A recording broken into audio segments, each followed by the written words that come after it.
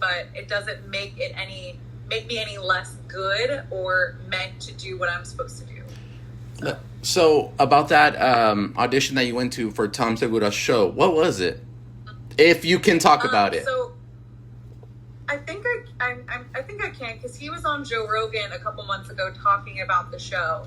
I think it started filming in October, but the way he described it was, which I heard on Joe Rogan, was it's kind of like he had this idea for a bunch of shorts and he pitched it, and like his people were like, I think this could like be a Netflix series.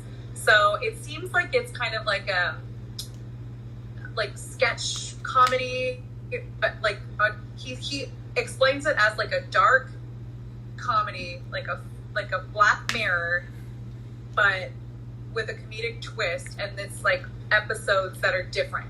I don't think they're like consequential. I think they're all like different ideas. Oh, nice. Okay. So that's from my understanding. Okay, it sounds familiar because there's a Mexican sketch show in Mexico that does a similar kind of routine that they do. I hate to say it, but they do sketches about Jesus or God, and then they bring Judas into it, and then they add that dark comedic twist, which makes it funny, and it's like, okay, it's nothing to offend anyone. It's just we need a laugh. I think after COVID, a lot of people were afraid to laugh.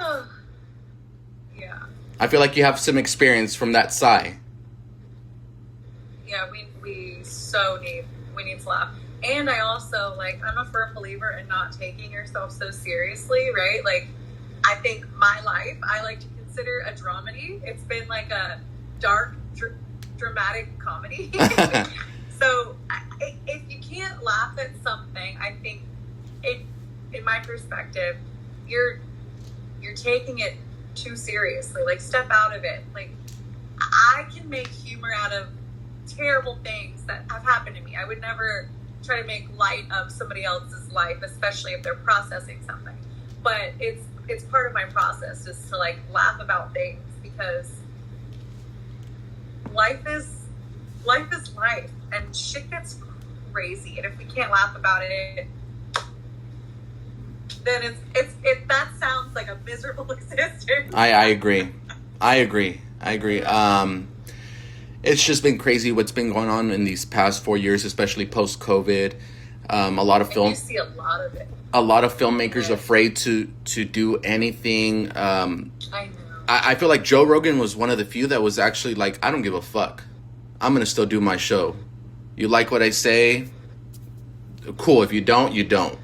So I give props to him, and I give props to comedians like Tom Segura. There's a Mexican comedian whose name is Franco Escamilla. They didn't care. They didn't care, and it's like, we're here to laugh. We're here for one fucking purpose, and you guys need to stop. I know there are things that are too offensive. I agree with that. But there are things that are just, let's just all get together and be united like we were before COVID happened. Because I feel that life was way different before COVID. It was, yeah. And I did. It was definitely yeah, it was crazy. No, please go on. No, I was just going to say that when COVID happened, I remember sitting here alone and just wondering, when is life ever going to get back to normal? Like, you would find yourself in that depression state. No one wanting to go outside, no one wanting to shake hands, no one wanted to be united. And I get it, we didn't know what was going on, but even after COVID, which it's still lingering around, but after COVID, I still feel that people are separated. And I feel that films or podcasts, anything that involves that business can definitely bring people together. Absolutely. So it's been crazy. So I wanted to ask, when it comes to certain scenes that you have to do, and you said that you had a man, right? Okay. How does he feel about, okay, you got to do this scene? Is he like, hey, this is part of your job, you do what you got to do? Or is it like, I don't know? He's extremely supportive. So it's like, this is part of your job. I totally understand it. It's not even like a question, and which is hard because usually you only find that with people in the industry too. But the cool thing about him, the caveat there is, he is an entertainer, like, by nature. He's a dancer. If he could be in the industry, like, and take that leap, he would. So, like, I feel like he gets it in that capacity because he kind of was, like, again, like, he modeled, he danced, he was a bodybuilder. So he kind of was in the realm, and I've always wanted to be in, like, the acting side of things. So, yeah, he's very understanding when it comes to all that. And I'm very fortunate. That's good. It would be difficult. It would be difficult. And it's not easy, like... Yeah. So, I very grateful. That's good. That's good. Do you see that maybe him being in the Becky prequels and the TikTok kind of bringing him along? I would love for that to happen. I've been kind of up his ass about... I'm like, we need to make TikToks because he's got a pretty good following on TikTok. And during COVID, it kind of like got him through. He had more time and built his following from there. But now it kind of has fallen by the wayside. And so I'm trying to inspire him. So maybe if I had some like Becky skits written out, I could be like, hey, babe, Sunday between 4 and 7, we're making TikToks. I think that would be awesome because, you know, of his background, what you just said, and then you being Becky, you can definitely add that twist. You already are a couple, first of all, so I'm sure he's seen the crazy side of you. Every woman has a crazy side. Every woman has a crazy side. I don't care what anyone says. I'm sure you can throw some different things out there and be like, no. You've seen relationship side of crazy me. This is actress side of me. Oh, that's good. That's a good take. Yeah, you can probably help with that a lot. So I did want to bring up also that you have an alter ego. If that's okay, you wanted to talk about. Sure. I had to do my research, and I'm like, okay, this is okay. What's on the link? And I saw a certain page pop up. And your alter ego name is Nina Isla. I'm reading in Spanish, but how did that come about? So I wanted it to be like a separation of self, but also this, it's a play on my name. If you look closely, my name is Larissa Ann Dolly, and so Larissa Ann, the letters are like jumbled up. It's a play on my name. And I wanted her to be like this all-encompassing goddess that you could come to, and it was a safe pleasure space. It kind of that has fallen by the wayside, and I do not put the energy I used to into it because I feel like it was misunderstood what I was trying to do. So now I'm taking all of my ideas and I'm going to kind of create a course and do more like energetics as far as coaching and that kind of platform, like using Patreon and then Kajabi, and do like one-on-one coaching as well as workshops, and I've done like retreats and stuff. So more empowerment work, more sacred sexuality and things of that nature. But Nina came about during COVID. And as a lot of people came about. So yeah, that's when she was born. And it was really fun. It's been a journey. But that journey is shifting. So that style is basically coming to an end for something else to come. Yeah, I'm trying. Like, the flame is kind of dying out, and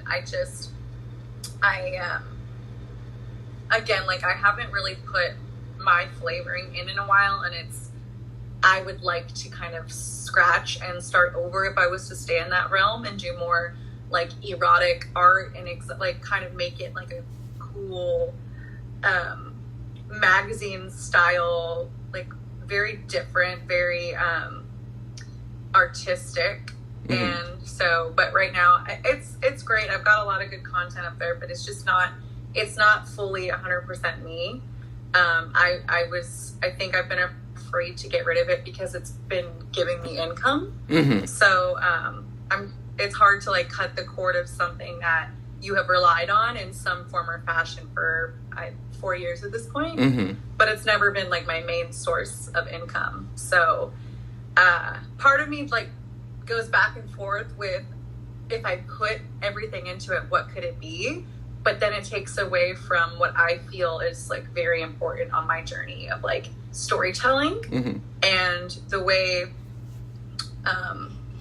the page that Nina is on, I feel like it doesn't capture my essence, and that's not a platform for what I was trying to cultivate. Okay. So, well, yeah. I had to bring it up. I was like, okay, if we're gonna talk about things, I have to talk about everything. That's okay. Yeah, I mean, it's still up. I don't know for how much longer. So whoever's listening, who knows? Limited time only. I'll definitely send it to a few friends their way and be like, hey, I just had her on. She was Becky in the movie. You can watch it on Tubi if you want the exclusive stuff. Go that way. Oh yeah. Oh gosh. But that's good. That's good that you're kind of coming into a fruition of the route that you wanted to go. What you thought what you wanted to do, but you don't have to rely on it so much no more because you're wanting to go this way. That's good. Yeah. That's good. It's crazy the journeys that we have to go through.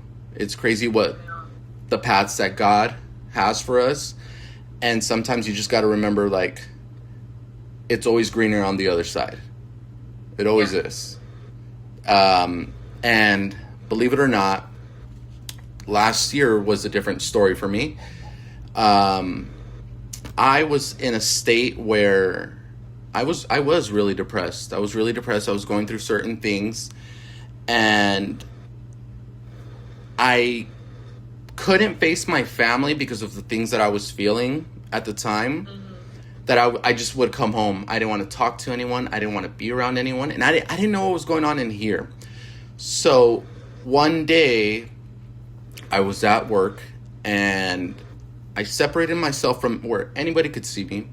And I got on my knees. I swear this is what changed my life. I got on my knees and I started to pray and I said, I have to let you go. And what held me, and what I mean by that, is I lost my grandfather of lung cancer in 2011. Who was such an impactful man in my life that I didn't see him as a grandfather. I saw him as a dad, another dad. And emotionally, psychologically, I held on to it. And the reason why also I feel is because I had to watch him die. My mother told me, your grandma might pass out because she has a history of suddenly passing out. And I was 13, 14 at the time. My mom said, go look up, stay on the stairs, because they lived in an apartment, two stories, and I need you to watch down. It was almost like a guardian angel watching down for that moment to pass. And I remember my grandfather laying there on the little gurney that they had, and my grandma just touching the palm of his cheek and saying that, it's okay. It's okay. And I remember watching that, and I didn't think anything of it, but it held on for so long, just up until last year, when I was finally able to say, I can't hold on anymore. I have to let you go. I can't hold your pain. I have to be happy for me, and I have to let you go. And I felt like this type of energy around me. 2 minutes later, I got a phone call. Hey, we got a job for you. Do you want it? And I was like, oh my God, yeah. So it took that moment for me to finally let go. Then now this is where I am today. Wow. So it's crazy, and which is why I'm not a hardcore religious person. I mean, I was born and raised Catholic. I'm open to anything, but I make sure I read the Bible at least every day, one verse, whether I understand it or I don't. just to show type of an honoring of respect to of that day. So it's crazy Wow. the things that we can go through. And here I am. So That's a beautiful story. Wow. yeah. Seeing death is it's a lot, especially with if someone you're truly connected to. It could feel like a piece of you is going with them, and vice versa. Like you're holding on to a piece, and so for you to be able to do that, that's huge. And you shifted so much that day. Wow. Thank you for sharing. Oh no, I'm like I said, I'm always open to share my story with anybody because I feel that I have a lot to tell, and if it can help anyone in any kind of way, even just come up with a story, use it. I feel that it's my job to make people smile, which is why I love what I do. So, it was a pleasure telling you that. That was a little awkward moment. Let's change let's change the wheels a little bit. You were talking about hieroglyphics. You were talking about things like that. Are you into the conspiracy sort of nature? Define conspiracy. Conspiracy. Okay. Conspiracy as in 9/11 was a false flag. So yeah, that was kind of like, hold on, let me turn this off. It's driving me crazy. Is that off? Oh, here's the power button. Okay.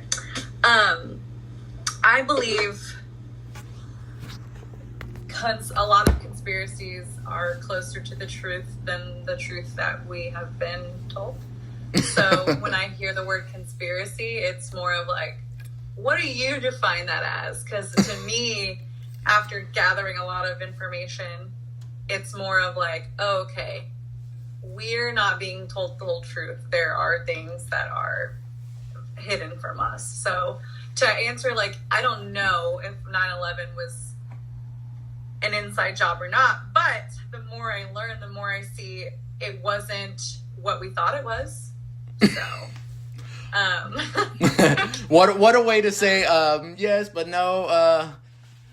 I totally agree. I think when it comes to certain topics, we should, it's always like, I find myself kind of and I'm stuttering right now, being on my tippy toes because I don't want to say too much, because it's like you go down the rabbit hole. You go down this rabbit hole that you find yourself 20 minutes talking about it, and it's like, where has time even gone? Uh-huh. And then you get flagged and yes, you get flagged for anything. I did a podcast with this other group here in my hometown, and we were talking about the pyramids of Giza and other things, and it got flagged. And I'm like, why? It's like, we're just talking like any other podcast does. Is it because our podcast is down here and theirs is up there? It's interesting, but it's funny because there's a backstory to that one. I had them on for a part 2, and this is the first time I'm going to talk about it, and I'm going to talk about it exclusively. I never posted it. So it's all. Hold on. I need a swift of my beer. I told you I had a routine. I have a beer. Okay. So, what about ghosts? How do you feel? Paranormal. Yeah. Definitely. Okay. It's real. Very real. So, I had them on. I was on their podcast for part 1, and I told them the bright idea. What if we do a part 2, but this time we're going to do it on my show? Okay, cool. His co-host couldn't come. One of the main guys only came. So it was me, my brother who does a lot of the recording with me, and the guy from the show. And we were talking. I had this list. I love to create note cards of topics, bullet points. And I automatically know what I'm going to say. So I started to bring up Annabelle. I started to bring up, I don't want to say his name. It's a doll somewhere in Vegas. Okay. And right away he started to make jokes about it. Right, and it wasn't necessarily a joke. It was more of an offensive type of joke that my brother was mentally checked out. I can look at him. He was like, "Why the fuck are we wasting our time with this guy?" Like it wasn't a welcoming episode. It was more of like it was something that he wasn't taking serious. We felt so while he's bashing all of these spiritual entities. I remember that night. I'm going over the recordings, and then I hear whispers in the audio. But I'm alone. I hear whispers on the audios because I was adding other layers to it to try to kind of bleep out certain parts that I felt that were too offensive to Annabelle and the other doll. And I could hear like a woman whisper, and then I hear like a little laughter. So right there and then I knew I can't post this. I never posted it. I deleted it. The next day, I had gotten a knock on my door saying that, hey, by the way, someone is trying to sue you.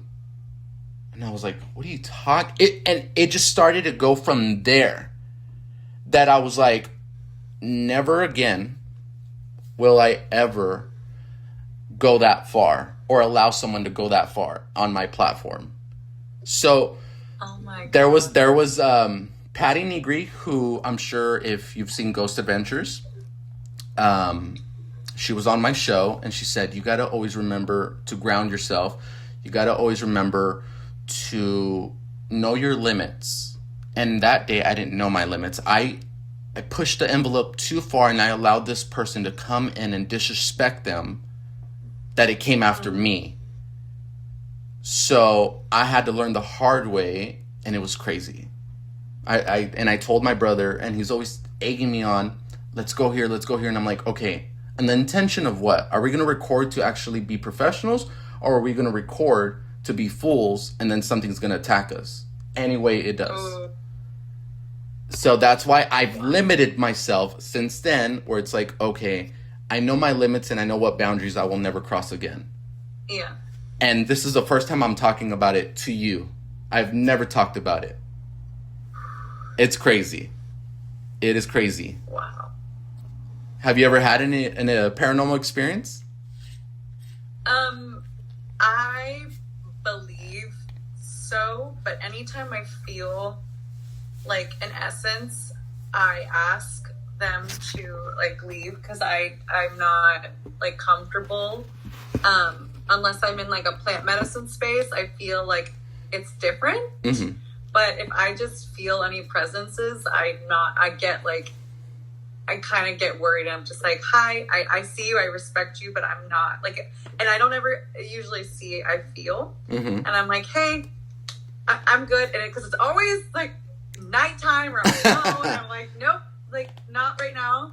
But I do have a story where it was wild. It was the one time I got sleep paralysis. Yeah. And I remember it so clearly. I was in my bed and I woke up, and it was dark, and my room looked exactly as it would in the dark. I could see how I was laying. I could see like the wall here, the window right here, and the door over here, like leading to the bathroom. And I couldn't move, and I couldn't move my body, and I could just feel this presence getting closer. And all I did, I because I couldn't move anything, I was like, please, begging for protection and just kind of warding off. I was like, no, I do not accept this. I do not accept this. I do not accept this. Like, go away, and kind of fighting it. And I shit you not, I wake up, like, I shoot out of bed. I'm panting. I'm with my ex at the time, and I'm like, everything was exactly the same as it was when I thought I was awake, but I was asleep, but I could move again. And I was so, like, jarred. It was the most intense. And this entity was not, it wasn't there for, like, a friendly visit. It felt very dark, like a dark energy. So it was a wild experience. Oh, I'm getting chills. I hope I didn't scare you with bringing up this topic. Cause No. then I don't want you to be like, hey, you know that podcast Wolfpack? Yeah, don't go on it. They threw some bad juju on me. No, I don't think it was bad juju. I think you're sharing your experience, and I think actually it's good juju. You're trying to, like, basically state your like an apology to the spirit world. You're like, hey, I now know where my boundaries lie, and I'm not going to let that happen again, because it's like a respect thing, and like that's why I'm very careful, because I know if I decide to tap into the spirit world in a sense, like there's a lot of layers there, and I haven't fully been ready. There's been a couple instances where people have come to me where saying that they've spoken with my mom, or my mom's come through them, and I can do it like by association, but I have not.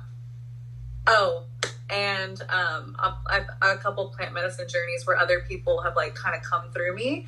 But in that case, I feel like I'm a protected vessel, and there's a lot more allowance, and I've like kind of set boundaries, like you were just talking about, of like, okay, I am here to help this person process like whatever needs to happen. I know I'm going to be safe.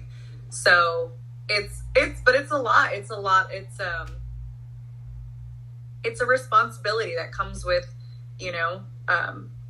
a set of kind of unwritten rules that you're like, yeah, no, it's a respect thing. So,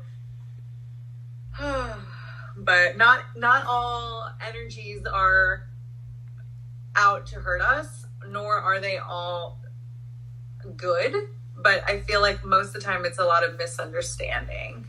Totally. It's a lot of misunderstanding. Totally agree. When did you first discover that you were so sensitive to the spirit world? That's a really good question. I feel like I'm really in tune with the dream space, and there's dreams I remember from when I was like very young.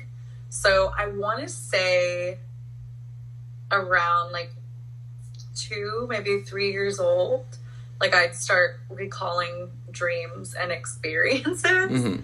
And a lot for I think like protection. I would, I there's always been like this weird like layer of protection. Well, I can see that you have protection around your neck. It's we call it el ojo. Yeah. The ojo, yeah. Yeah. I love eyes. I think it's really cool how so many cultures have their own version. I think mine, I don't know if you could see it, but mine's right here. Yeah. The hum? Yeah. Yeah.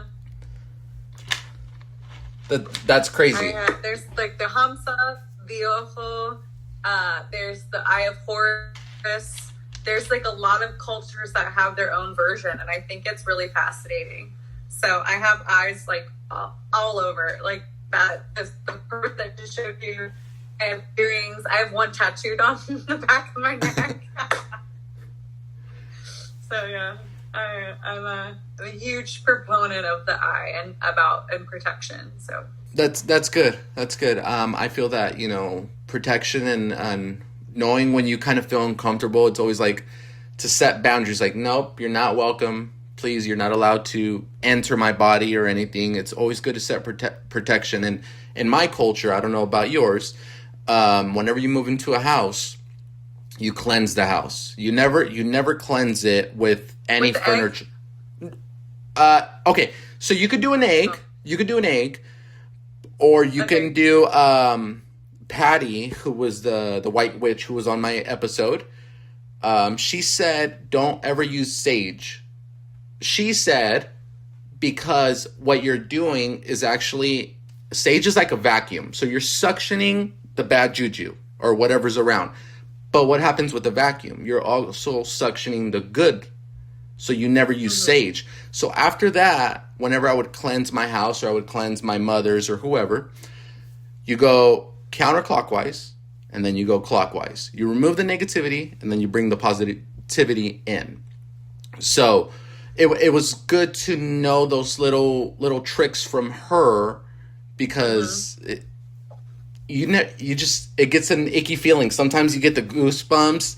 I wake up suddenly at 3 a.m. and automatically a negative thought wants to come into my head, and it's like, no, no, no, no, not gonna happen, not today, because we were watching. I love horror films. I love them, and obviously with horror films comes scary nightmares or whatever it is. Yes. We were watching because we have HBO Max. We were watching, I think, Paranormal Caught on Camera. And do you know about the phenomenon, the black-eyed children?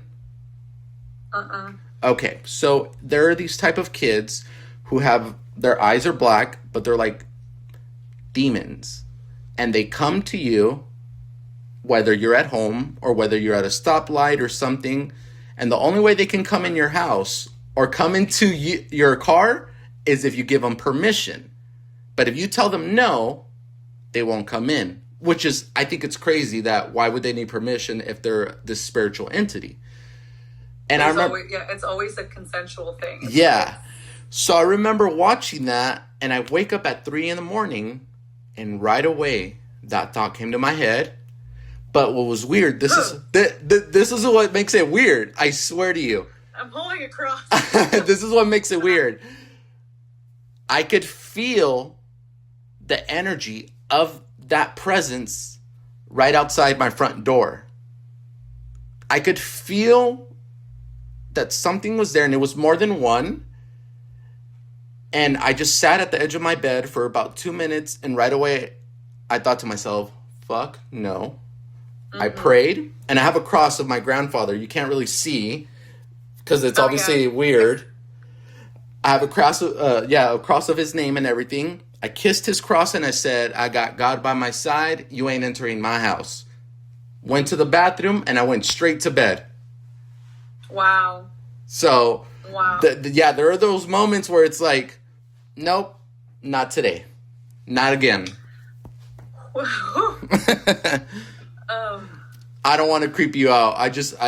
The route that we're going, I was like, let me see if she'll want to hear this part. I'm holding a cross right now. I'm like, oh. But is there anything that you're expecting for the holidays? Are you excited? It's right around the corner. I know. I can't believe how quick it's gone. I think we're going to his family in East Texas for Thanksgiving Day, and then we're doing like a Friendsgiving situation, I think that Friday. Mm-hmm. I don't think we have anything set in stone, but I love Thanksgiving. I love the food. I love like that we all are remembering gratitude. I think this should be like a much more frequent occurrence. I think it's really cool. And also, like what the holiday represents as far as like gratitude and family. I don't really like, the whole, what we did to the Indians or the Native Americans as they were. I don't like that, but I like what, it represents as far as family and gathering and gratitude. And I think that's what I like to focus on. Mm-hmm. But I'm more of I love the holidays, but like the older I get and the more I learn, I like to celebrate like the more pagan version of the holiday.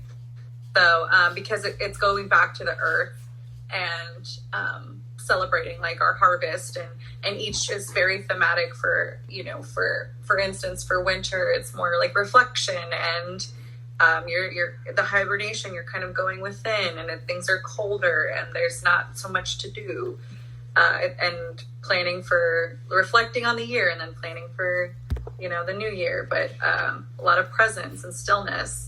But I love fall. Is like my favorite time of year. I'm trying to make a trip to the East Coast before it starts to freeze, because in Texas here it's still hot as fuck. So well, I would love to go to the East Coast. I think the farthest I've ever gone was all the way up to Canada.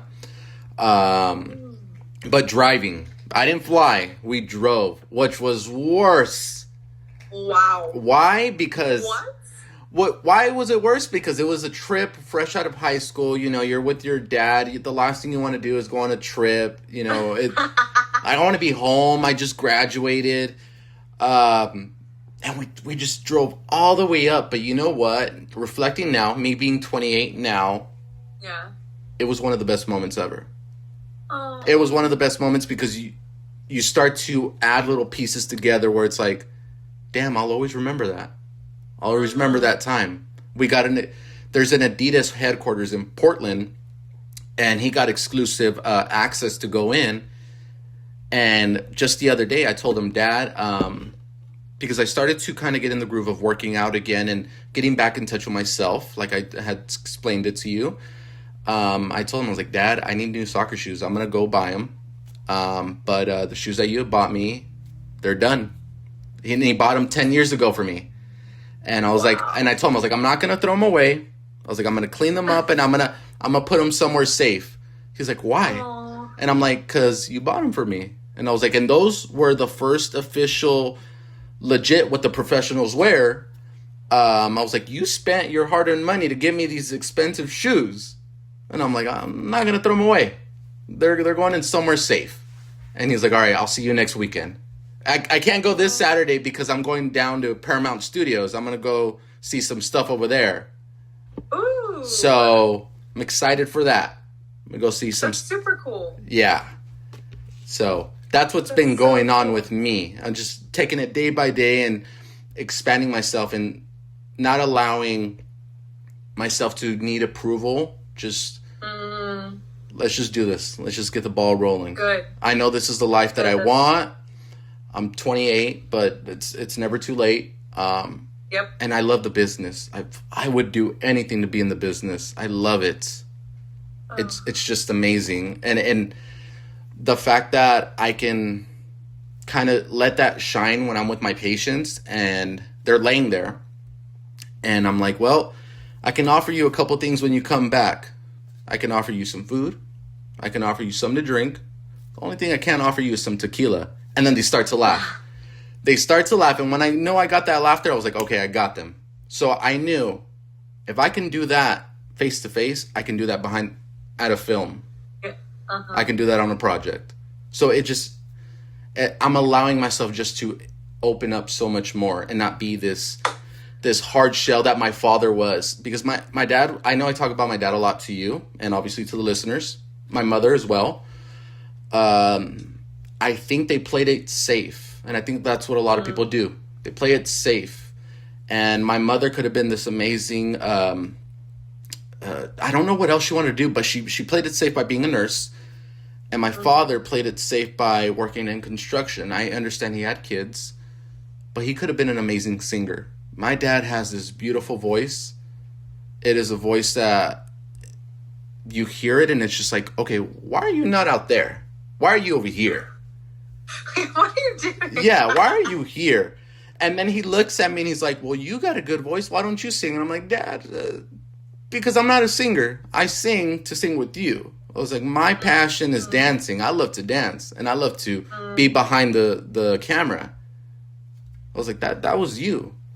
So I don't want to repeat the same cycle that my parents did. That's what I was about to say, that, we're here, a lot of us, to break the cycle, to be a cycle breaker. So it's like we're taking that and kind of transmuting it into realizing, all right, we have this life to live. Let's live it the way it was intended to, with no fucks given, no regrets. As long as I'm not hurting anyone, I'm going to do me, right? That's like my philosophy. I'm like, everyone should, and that's what I want to empower people. I want to be a living example of like, look, if I can fucking do it, you can do it. And as long as I'm not hurting anyone, that's like my motto. I'm like, if I'm not hurting anyone, I should not care what people think, say, do, whatever, because I'm living my best life and in my truth, right? So no harm, no foul. Let me ask you this. If it ever came down to, and you don't have to answer it, but if it ever came down to it, where you had to choose your happiness of pursuing being an actor or having someone or like family, and no matter if it's someone or just family, what I'm saying, would you choose them or would you choose your happiness?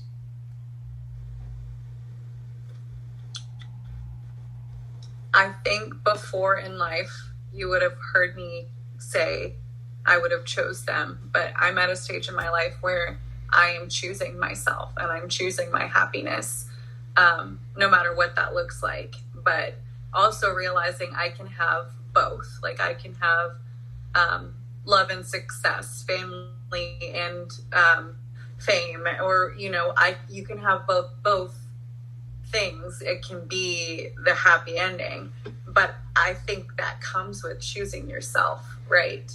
So, and putting yourself first and taking care of yourself and filling up your cup and putting your mask on and all the things, all these like little idioms, is that what they're called? Like these little sayings that Yes. we get throughout life. They apply to the big picture too. So yeah, to answer your question, now where I am, I'm gonna choose my happiness, because I, for a long time, put others before myself, and I've gotten into places where I'm like, what am I doing? I feel Like, is this really making me happy? Yeah. I feel that a lot of people do that, and that's why I wanted to ask you, were at the state that you are now in life, what would you choose? And you answered the question, and I feel that's a reassurance that the listeners and viewers, because I'll be posting also the video version of it, I feel that a lot of people need to just choose their happiness, and what if they feel families holding them back, or they're afraid to move because they're going to be alone for a little time. We got to realize that sacrifices are made, and that's how some of the greats are born. Because then once you get to the other side, you'll be working a lot, but you'll be able to go back more often than when you were in the process of that journey. So that I am also in a state where I can't be going left anymore. I can't be going right anymore. I got to go straight. This is where I need to go. And if I end up moving somewhere else outside of California, whatever it may be, I want to make sure that I'm an example for my siblings, at least them. And I mean, we all have phones. We can always give them a call and be like, hey, I'm alone. Do you want to FaceTime with me while I eat dinner? Let's eat dinner over FaceTime. So Exactly. So yeah, that was just something that I had to ask. What is one thing that keeps you going in life?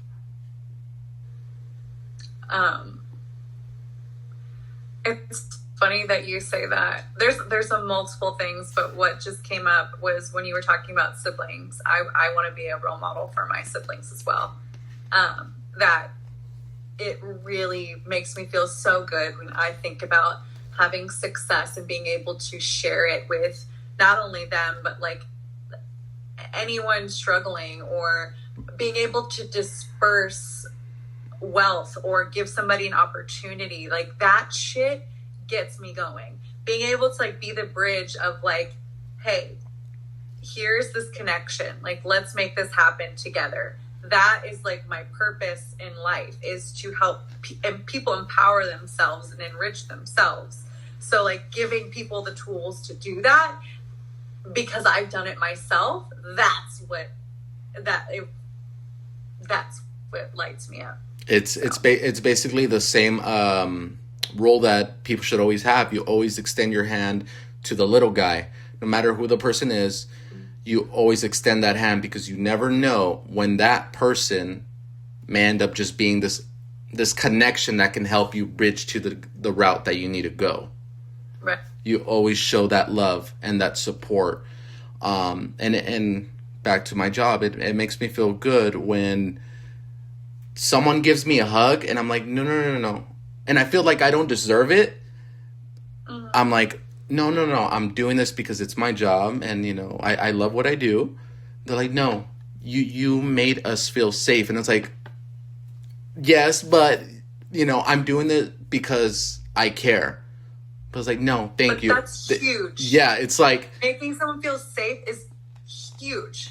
It sounds silly, but it's really rare. I think a lot of people, and we're going to have to talk again, but a lot of people in like the healing work I do, they don't even feel safe within themselves, Miguel. Like, so for you to create a safe space and that environment is huge. So I just want you to like breathe that in and take that in and like really let that sit, because you deserve that. Oh, I'm gonna write that. I'm gonna write that down, because I have a notepad right here. I have my work notepad, because like I said, I would love to continue this relationship of working together and collabing, and hopefully one day we can actually do this in person. I have a whole studio. Believe it or not. I just decided, let me just do this over my laptop, because I forget things. I'm a very forgetful person, and I think I get that from my dad.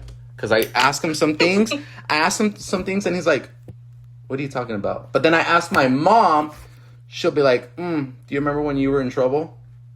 And I'm like, "Mom, I'm 28. What are you talking about?"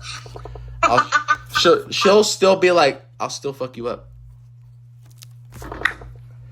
Swear to God. Swear. 28. Well, I might be coming your way on November 22nd. My friend Kirby Bliss, they're doing she was in Project X, and they're doing like a Project X reunion with some of the cast, and it's like a pretty cool thing. So I might come to support her if I can make that happen. So I'll let you know if you're not busy. I'll give you like a confirmation here pretty soon. But yeah, like I know that's in a couple weeks. No, that would be an amazing moment, and if it's possible, it's only with time. God only knows, and if it's not possible, it's like how we were saying over messages, and it's divine time. I'm grateful for this opportunity that you've given me. I'm even surprised that you responded out of everyone that I messaged, because literally that is what I do. Anyone that I see, whether I watch their videos and they have a little bit of followers, or even to the people we see on TV, I always start the same way. Is there any way you could give me an opportunity, even of a couple minutes? You get a lot of read messages and a lot of no one responds. And believe it or not, there have been celebrities who, I don't want to say names, but you've laughed at their movies. That's the only hint I'll give you. Well, no, actually, I'll edit that part out. I've messaged a couple of soccer players who I followed, growing up, who have seen the messages, never responded. I've seen this celebrity who's from Italy responded a couple of times, and we tried to set a date. They don't agree with it. They just leave me on red. There's a certain celebrity from White Chicks who I messaged, opened it, responded, just left me on red. So it's like, whether they're busy or not, I'm just thankful for the people who give me the chance. So I'm thankful. Thank you for responding to me. Thank you for trusting in me and giving me your personal phone number, so that way we can continue in that communication wise. It does mean a lot. And I said I was going to say this over when we finally met. I'm thankful. Thank you again. And before we're done, I always ask this. If there was words of advice that you can give anyone, what would it be? Lead with an open heart and stay authentic to who you are. I don't know where that just, I was like, let that come out of me. So yeah, that's what is coming up. Lead with an open heart and stay authentic to who you are. That's powerful. Thank you for that. And believe it or not, when you took a deep breath, there was an orb that literally passed from the top of your head and went down.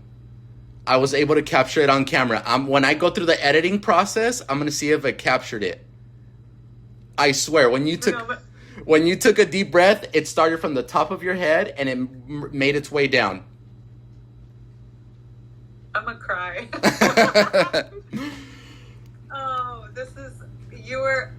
You are wonderful. Thank No, you for thank doing you. what you do. It is an honor to be on your show. I look forward to many more times. I think we could have some wonderful, funny, interesting conversations. Thank you. Thank you. I know you're on a time frame and you're going to go on your date with your man, which is why I was like, I kept looking at the time and I'm like, I don't want him to be blowing her up and be like, what the fuck is going on? Where you at? No, he's so straight. He would never. Or no, I'm kidding. I wouldn't. No, I think Becky's going to come out in a second. Yeah. Like, what'd you say?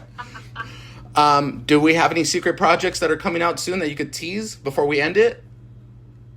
Secret projects. Ooh, I can talk about The Ties. I just filmed. It was my most intense role yet, because of, let's just say, all of the action and emotion that I had to do. And that movie should be coming out soon-ish. There was the first rough cut. Okay. I hope I'm allowed to say that. But yeah, the name of the movie is called The Ties, unless they change it. But that one's going to be really, really, really good. Where are people going to be able to watch that one? Not sure yet. Okay. But somewhere good. It's gonna be good. And then I start filming another project in December called Secrets to Redemption. That sounds like a Hallmark movie. What are we going? It's not. It's interesting. There's a lot of twists and turns. I like the script. I was kind of offered the role as like a rush casting, and I took it because it's a kind of another bad girl role. Oh, here we go. Not a movie you can watch around family, I guess. No. These characters to me, like Last Final Words, these characters to me, I feel like it's cool being able to tell their stories because I feel like I'm always curious. I've always been curious of like the mind of bad people. I've always kind of wanted to go into a prison or and like interview and ask questions to see how their minds work. So being able to play characters who are twisted and do bad things, it helps me kind of understand and like, like upbringing and why they do what they do.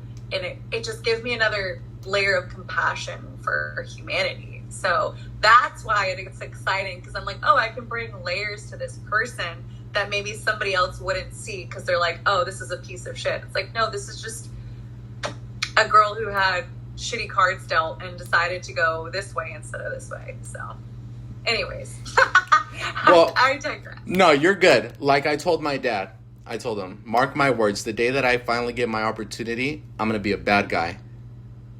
I'm going to be a bad guy. And that's the quote that I had told you earlier on this episode of the nicest people are always the ones wanting to be the bad guys.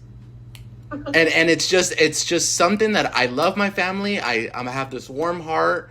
I'm open. I love to tell jokes. I have this personality that people tell me, but I want people to see another side. I want to create this character.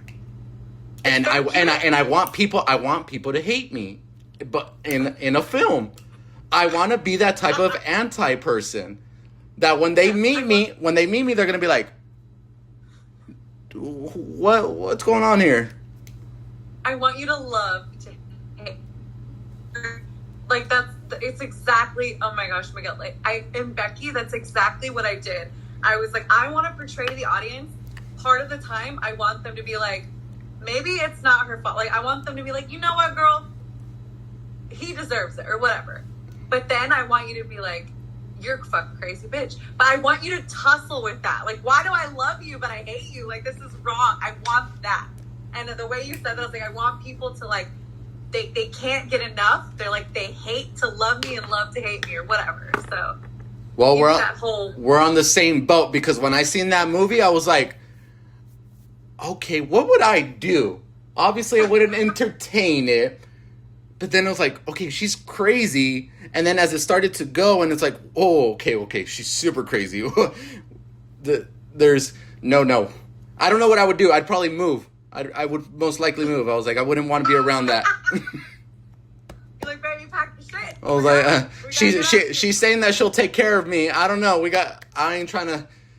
I'm either gonna lose everything or you gonna leave with half my stuff. I don't know what's going on. But thank you. I wish you the best. I hope that your date goes well with your man. I don't even know his name, so shout out to him. Chris. Shout out to Chris. And I'll keep in touch. I'll let you know when it's almost ready. I'm gonna start editing, and hopefully we can work again soon and just continue this relationship for many years to go. And hopefully we're both on a carpet one day. Yes. So I'm putting it out there in the universe. We're putting it. Well, thank you for having me. It's been a pleasure. You are so wonderful. I'm so excited for the future. So. Well, I hope this podcast was much different than any other podcast you've been on. It has been. It absolutely has been. And he just came out of nowhere and he wanted to sit here. I told you I had a cat. I told you. What's his name? Believe it or not, don't judge me. Don't laugh. His name is Pepito. Pepito. Oh, but you know what's funny about it, right? Cut it in half, and it means pito, which means wiener. It was random. I saw him. My sister gave him to me. He was this small, and now he weighs about 12 pounds because all he loves to do is eat. So I was like, Pepito, but no, now he's really big. I have 2 cats. They're technically my boyfriend's, but I've adopted them, and I said, if anything ever happens to us, we're splitting custody. But Ricky and Charlie, Ricky is gordo. He is so big. He is a big boy.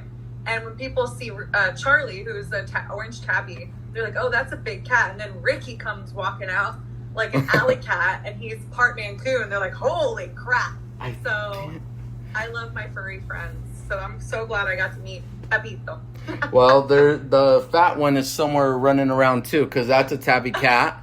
And the other one is somewhere laying down. I don't know. I'm not going to look for him. But maybe on the next one. But Thank you again. I wish you the best, and any new projects come your way, text them to me, and that's something I could write on the notebook, and we'll go from there, and we'll just keep it going. Perfect. All right, Thank you. You have a nice night.